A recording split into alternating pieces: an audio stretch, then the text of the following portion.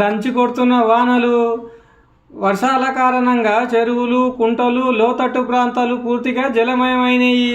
జడ్చర్ల మండల కేంద్రంలో ఊరకుంట, నల్లకుంట, రాజీవ్ నగర్లో డ్రైనేజీ నిండి రోడ్డు పైన వర్షపు నీరు నిలవడంతో రాకపోకలకు తీవ్ర ఇబ్బంది ఏర్పడింది. ఇది ఇలా ఉండగా బాదపల్లి ఊరకుంట నిండి అలుగు వెళ్లడంతో కుంట కింద ఉన్న పద్మావతి కాలనీలో రోడ్లన్నీ జలమయమైనాయి. అలుగు పారడంతో నీళ్లతో పాటు చేపలు వస్తున్నాయి. ఇది గమనించిన కాలనీ నివాసులు బకెట్లు, చేతులతో చేపలు పట్టడం మొదలుపెట్టిండ్రు. దాదాపు ఒక్కొక్క చేప సుమారు 4 కిలోల దాకుంది. దొరికినోళ్ళు సంతోషపడుతుంటే వరద రావడంతో కాలనీ నివాసులు కొంతమంది భయపడుతున్నారు. భారీ వర్షాలకు జడ్చర్లలోని వెంకటేశ్వర స్వామి ఆలయ ప్రాంగణం మొత్తం జలమయమైంది.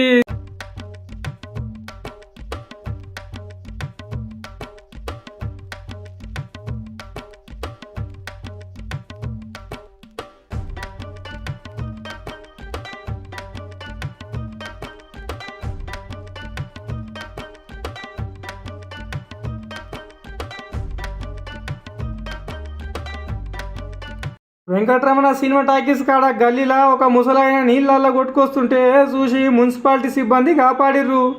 ఎదురుగున్న బిల్డింగ్ వాళ్ళు వీడియో తీస్తే కానీ తెలియలేదు. కానీ పాపం ముసలాయన ఎట్లా కొట్టుకొచ్చిండేమో తెలియదు, కానీ కాలు పట్టి తీసుకొచ్చి ఆడేయింది. ఇంకా ఏం జరిగింది, ఉన్నాడా చనిపోయింది అనే విషయం తెలియాల్సి ఉంది. ఇంకా ఆల్వాన్పల్లి గ్రామం నుండి తంగెళ్లపల్లి, గుట్టకాడిపల్లి, నసర్లాబాదు ఓనికే రోడ్ ఉంటుంది. ఆ రోడ్డు దగ్గర గంగాపూరు, గొల్లత్త గుడి పరిసర ప్రాంతాల్లో గట్టిగా వానలు పడేసరికి ఆ కాలువ ఉధృతంగా ప్రవహించి నీళ్ళని దుందుబి నదిలోకి పోతున్నాయి. ఇంకా నిన్న పొద్దుగాలటి నుంచి ఇడికి తంగెళ్లపల్లి, గుట్టకాడిపల్లి నుంచి ఆల్వాన్పల్లి రానికే రాకపోకలు బంద్ అయినాయి. ఆ వీడియోనే ఇప్పుడు మనం చూస్తున్నాం. జడ్చర్ల మండల కేంద్రంలోని ఊరకుంట నిండి అలుగు గట్టిగా వారి పద్మావతి కాలనీలకు నీళ్లు వచ్చినాయి. ఈ విషయం తెలుసుకున్న జడ్చర్ల శాసనసభ్యుడు అనిరుద్ రెడ్డి మండల కేంద్రంలోని ప్రతి గల్లీ, ప్రాంతం, వాగు, వంక మొత్తం తిరుగుతున్నాడు. అధికారులకు తగిన సూచనలు చేస్తున్నాడు. FTL పరిధిలో బఫర్ జోన్లో ఎట్లాంటి బిల్డింగ్లున్నా నోటీసులు గీటీసులు ఏం లేకుండా కూలగొట్టుండి నేను చూసుకుంటా అని అంటుండు. ఇంకా 100 పడకల ఆసుపత్రి గురించి న్యూస్ రాసిన రిపోర్టర్ల మీద మస్తు గుస్స అవుతుండు. తప్పు బీఆర్ఎస్లు చేస్తే కాంగ్రెస్ వాళ్ళను మాట అంటే ఏం లాభము, 5-6 సంవత్సరాలకెళ్ళి మీరేం వార్తలు రాసిండో చూపిండని ఎదురు దాడి చేస్తున్నాడు. ఎమ్మెల్యే సారు రిపోర్టర్లు పానాలకు తెగించి కరోనాకు ముందు కూడా కష్టపడ్డాం సారు, ఉన్నది ఉన్నట్లే రాసినాము, వాజిబే బీఆర్ఎస్లు తప్పనే రాసినాము, మమ్మల్ని ఏం సమర్థించుకోవట్లేదు సారు, వార్త ఎవరు రాసిరు, ఏం రాసిరు, ఎట్లా రాసిరు అనే విషయం కూడా మీరు తెలుసుకుంటే బాగుంటుంది. మీకోసము ప్రజల కోసం కష్టపడి పనిచేసే రిపోర్టర్ల మీద ఫైర్ కావద్దని పబ్లిక్ అంటుండ్రు. ఇంకా మా మీద ఫైర్ అవుతాము, వార్త రాయొద్దు, బెదిరిస్తామంటారా, మీ ఇష్టం సారు, నిజం ఆగదు, తప్పు దాగదు, ఉన్నది ఉన్నట్లు నేను రాసి తీరుతా సారు. గత వారం రోజుల నుంచి నేను రాసిన వార్తలేందో మీ వాళ్ళని అడిగి తెలుసుకొని లింకులు తెప్పించుకొని ఓపెన్ చేసుకొని చూడండి ఎమ్మెల్యే సారు. అప్పుడు మీరు ఎప్పుడు వచ్చినారు? 3 years నుంచి వచ్చినారు కదా మీరు. మరి 3 years నుంచి వచ్చినప్పుడు చెరువులు చూసి FTL ఫిక్స్ చేయాలి కదా, మళ్ళీ ఎందుకు చేయలేదు? FTL ఫిక్స్ చేసినప్పుడు మట్టేస్తే ఎందుకు కేసులు పెడతలేరు? మీరు ఒక చట్టం ఉంది కదా మీ దగ్గర కేసు పెట్టడం. ఇమీడియట్గా రెవెన్యూ డిపార్ట్మెంట్ కాదు, మీరు చెప్పాలి ఎంక్రోచ్మెంట్ అవుతుందని MRO వాళ్ళకి చెప్తే మీరు కేసు బుక్ చేసేది అధికారం మీకు ఉంది కదా. ఇమీడియట్గా మీరు కేసులు బుక్ చేయండి. ఇంతకుముందు కలెక్టర్ కూడా చెప్పిపోయింది క్యాన్సిల్ చేయడం, ఇమీడియట్ క్యాన్సిల్ చేసేయండి. మీరు రాసేయండి, క్యాన్సిల్ చేసేసేయండి.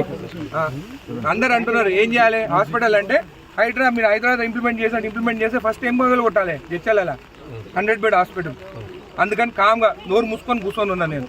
పెట్టినప్పుడే చెప్పింది అది గోయల్లో కడుతున్నారని. అప్పుడు డిపార్ట్మెంట్ వాళ్ళు, మున్సిపల్ కమిషనర్ గారు ఉన్నారు, రెవెన్యూ డిపార్ట్మెంట్ వాళ్ళు ఉన్నారు, ఇరిగేషన్ డిపార్ట్మెంట్ వాళ్ళు కూడా ఇక్కడనే ఉన్నారు. అన్ని చెరువులు కబ్జాలు అయినందుకు గత ప్రభుత్వంలో చెరువులలోనే ప్లాటింగ్ కూడా జరిగింది. ఇప్పుడు అన్ని ఈ ఇరిగేషన్ డిపార్ట్మెంట్కి మున్సిపల్ కమిషనర్ అని చెప్పడం జరిగింది. అన్ని FTL లెవెల్ మార్క్ చేసి ఏవేవైతే కబ్జాలు చేసిందో వాళ్ళపైన కేసులు కూడా నమోదు చేయమని చెప్పి కూడా చెప్పడం జరిగింది. నిన్న చూస్తే 100 బెడ్ హాస్పిటల్లో కూడా నీళ్ళు వచ్చినాయి. నేను మా ప్రభుత్వం రాకముందు పదే చెప్తా పోయినాను. అప్పుడు కట్టేటప్పుడు కూడా చెప్పినాను నేను, అది కుంట నాలాది, అక్కడ కట్టొద్దు, అక్కడ నిమజ్జనం అవుతుంది, అసెంబ్లీలో కూడా మాట్లాడినాను. అయినా కానీ వాళ్ళ స్వార్థం కోసము, వాళ్ళ రియల్ ఎస్టేట్ కోసము బాగున్న హాస్పిటల్ కాడ కూడా కట్టొచ్చు, అక్కడనే 100 బెడ్ హాస్పిటల్ జాగా కూడా ఉంది. ఊరు అవతల గట్టి రియల్ ఎస్టేట్ కోసం నాలల గట్టి మొత్తం హాస్పిటల్ని నాశనం చేసి పారేసిన గత ప్రభుత్వం బీఆర్ఎస్ ప్రభుత్వం.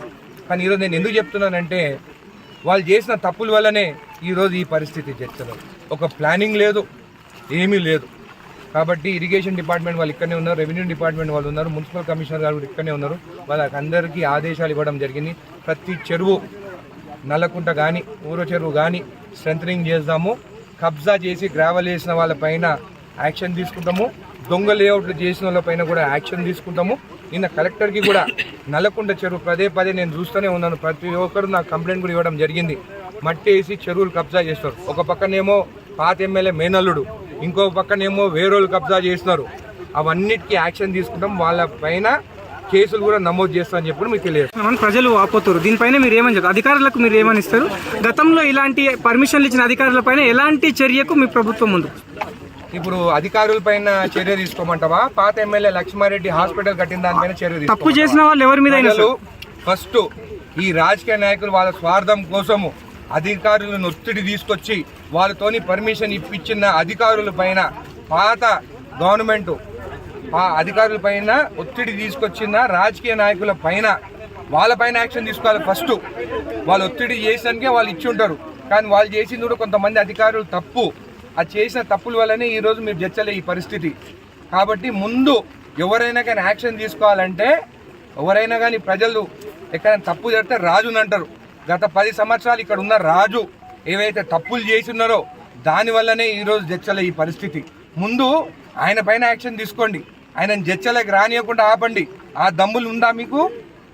వాళ్ళ నాయకులు ఈరోజు ఏదో తిడుతున్నారు. హాస్పిటల్లో నీళ్ళు వస్తే వాళ్ళే వెళ్తున్నారు. అంటే వాళ్ళ నాయకుడికి ఒక ఆలోచన లేదు, జడ్చల పైన ఒక విజన్ లేదు, జడ్చలది డెవలప్మెంట్ ఎట్లా చేయాలనే తెలివి లేదు. అట్లాంటి వాళ్ళు ఉంటే ఇదే పరిస్థితి అవుతుంది. ఒక్క సంవత్సరం లోపలనే నేను చెప్తున్నాను. నేను ఆల్రెడీ ఎమ్మెల్యే కాగానే సీఎం గారి దగ్గర పోయి 70 కోట్లు కావాలి నాకు అప్రూవల్ ఇవ్వండి అని చెప్పడం జరిగింది. 7 లక్షల కోట్లు అప్పు చేసినారు వీళ్ళు బీఆర్ఎస్ ప్రభుత్వం ఉన్నప్పుడు. నాకు 70 కోట్లు వస్తే పార్కులు, దాని తర్వాత drainage system, under ground drainage system, ఈ స్టామ్ వాటర్ డ్రైన్స్ కోసం నేను అప్లికేషన్ పెట్టాను. ఆల్రెడీ సెక్రటరియట్లో ఫైల్ ఉన్నది. ఇప్పటి నుంచి నాది ఇది ఒకటే పని. నాకు ఈ పర్మిషన్ తీసుకోవాలి, 70 కోట్లు తీసుకురావాలి. వచ్చే సంవత్సరము మళ్ళా వానకాలం లోపల ఇట్లా నీళ్లు బయట కనిపించకుండా మంచి drainage system, storm water drain నుంచి వాటర్ వెళ్లేటట్టు ఆ కృషిలో ఆ సంకల్పం పెట్టుకొని నేను పని చేస్తాను. ఖచ్చితంగా జడ్చల ప్రజల ఆశీర్వాదం నాకున్నది. మీ ఆశీర్వాదంతో ఖచ్చితంగా 70 కోట్లు నేను తీసుకొస్తాను, శాంక్షన్ చేయిస్తానని చెప్పి మీకు మాటిస్తున్నాను.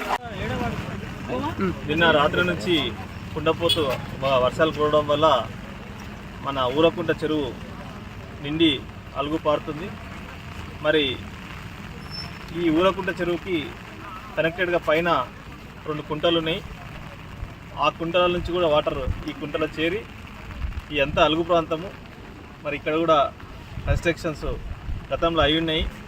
మరి ఈ ఇరిగేషన్ అధికారులను కానీ, మున్సిపల్ అధికారులను కానీ, మరి ప్రస్తుతం ఉన్న ప్రభుత్వాన్ని కానీ అందరికీ కోరుతున్నా, ఈ అలుగు ప్రాంతాల్లో ఆక్రమించి ఎవరైతే నిర్మాణాలు చేసారో వాటి అన్నిటిని కూడా వాళ్ళకు నోటీసులు ఇచ్చి మరి కాలువలు సజావుగా పోయేటట్టు వాటి డిస్మెంటల్ కూడా చేసి అవసరమైతే చేయాలని కోరుకుంటున్నా. మరి అంతేకాకుండా ఈ యొక్క అలుగు కోసము రీసెంట్గా TFIDC ద్వారా ₹1,40,00,000 వర్క్స్ జియో ఉంది, ఆ వర్క్ ఆర్డర్ ఉంది. మరి దాన్ని తొందరగానే టెండర్ చేసి ఈ పనులు కూడా కంప్లీట్ చేయాలని కోరుకుంటున్నాను.